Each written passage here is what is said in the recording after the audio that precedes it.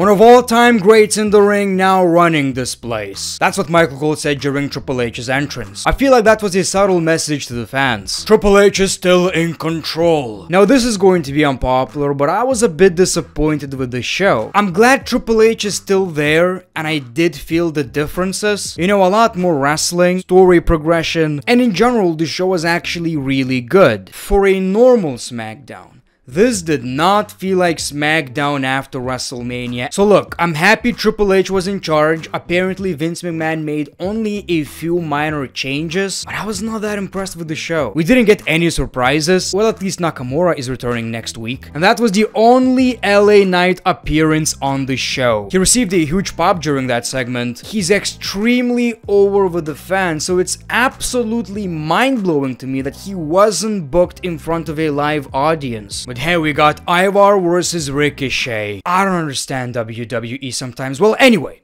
we did get some answers. You might be wondering, why did Brock Lesnar attack Cody Rhodes? What was the reason for this attack? Must be something very serious. Did he talk behind his back? Did he steal his milk? Did he insult his cow? Well, Wade Barrett revealed that the reason Brock Lesnar attacked Cody is because his match with Omos was first on WrestleMania Night 2. Well, here you go. Brock was mad that Brock Lesnar vs. Omos did not main event WrestleMania. Well, I mean, this once-in-a-lifetime match main event of WrestleMania, it's all Cody's fault. Really? That's the best you can come up with? Man, I hope there's an update. Honestly, people, I wouldn't feel too optimistic about this whole thing. I'm almost sure Vince McMahon will keep putting his fingers on the product. He always finds a way. Unfortunately. But welcome back to another episode of Greatness of SmackDown. Good show.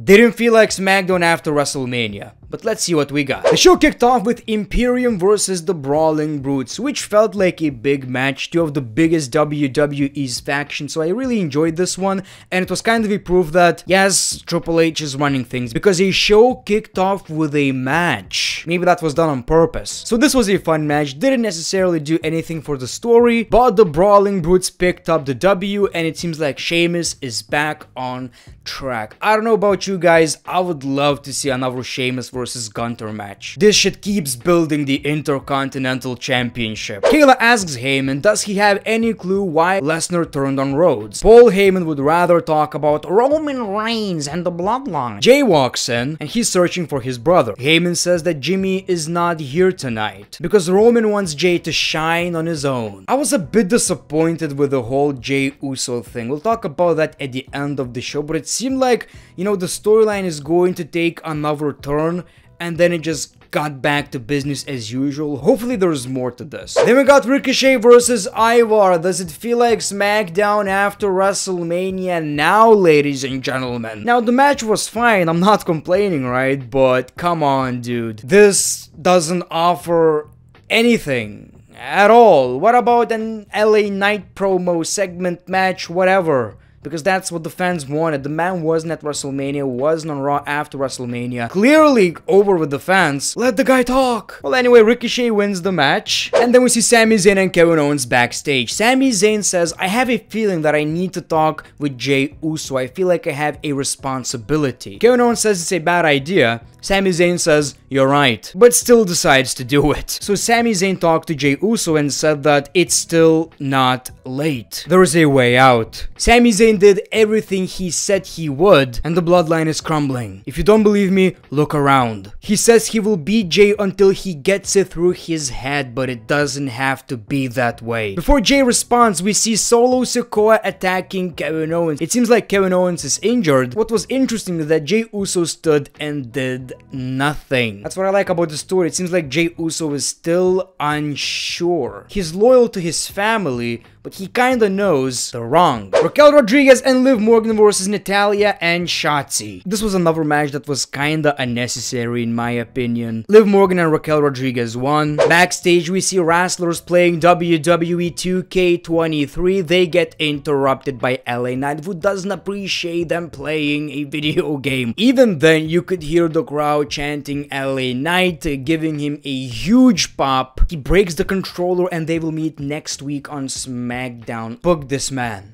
He's clearly over. Then we see Triple H, and this is where things got stressful. So at first he talked about how successful WrestleMania was. Name a record, we broke it. Yada yada yada, whatever. He talked about how successful WrestleMania was.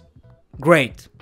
And then he said this. But this is in the past, and now it's time for the future. The crowd boos because they felt like, okay, this man is leaving.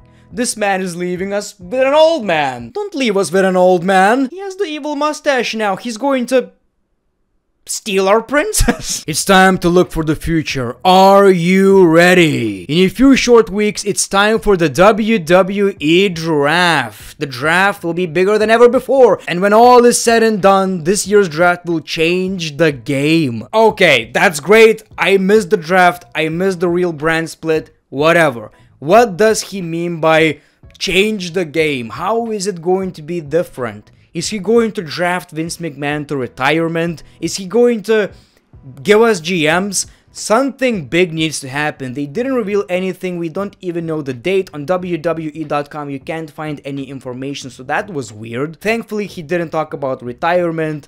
Like I've said, Michael Cole said, the man running things. I feel like that was a subtle message to the fans, because obviously he can't talk about that on television. He can't be like, my father-in-law is not running things. So when it comes to the draft, I'm excited about it, but hopefully it's going to be different than just Stephanie McMahon or whoever announcing who's going to Raw and who's going to SmackDown. You know, that's lazy. World Wrestling Entertainment. Give us that entertainment. You have an opportunity. The draft is interesting. It's fun. Make an entertaining show out of it. This is going to be Triple H's first draft, so hopefully it's not gonna disappoint. Then he introduces Rhea Ripley. She brags about dethroning Charlotte Flair and says it's time for everyone to rise for her. Finn Balor addresses Edge, talked about the 40 staples in his head. He's still standing while Edge is nowhere to be seen. Oh my god, Dominic Mysterio tried to talk, but the crowd didn't allow him. Man, that's the type of heat every single wrestler should be jealous about. My man is getting booed out of the building. It seems like just yesterday he turned on Rey Mysterio because for whatever reason, people are booing his ass. That for me was the highlight of the show, the crowd reaction. He tells Rey and the rest of his family they can go to hell and take Bad Bunny with them. Damian Priest has forgiven Bad Bunny for making him do what he did on Monday. That's a great response.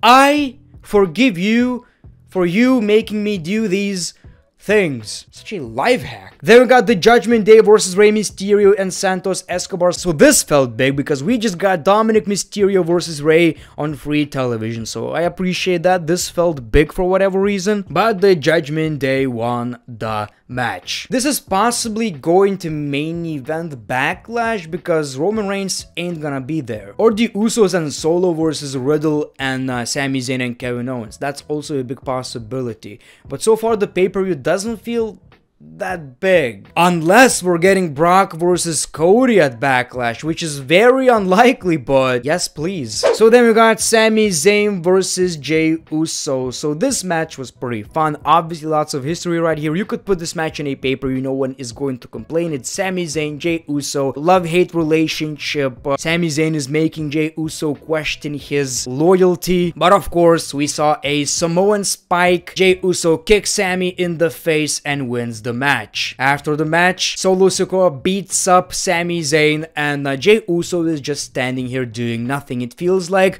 you know, there's more to the story. Jey Uso is finally getting it. We were about to see a Samoan spike and Jey Uso saved Sami Zayn with a huge pop from the crowd, but that was only for him to do things his own way. No, Jey Uso didn't change his mind. They've beaten Sami Zayn until we see Riddle for the save. It all makes sense. Before leaving, Riddle was in a rivalry against the Usos, so it's fine. I'm just not that interested in it, if I'm being honest. You know, hopefully they're gonna continue on this because I feel like Jey Uso turning on the bloodline, it needs to happen. You know, Cody is not facing Roman for the Universal Championship right now, Undisputed Championship, whatever. So now it should be Jey versus Roman again. once Reigns, decides to wrestle again, because that was a great decision. We would be having Cody versus Brock for the WWE Undisputed Championship right now, but whatever. Great decision. Anyway, good show. Just didn't feel like a show after WrestleMania, unfortunately. Thank you for watching this video, The Great One. Peace, love, and hugs. It's been a pleasure.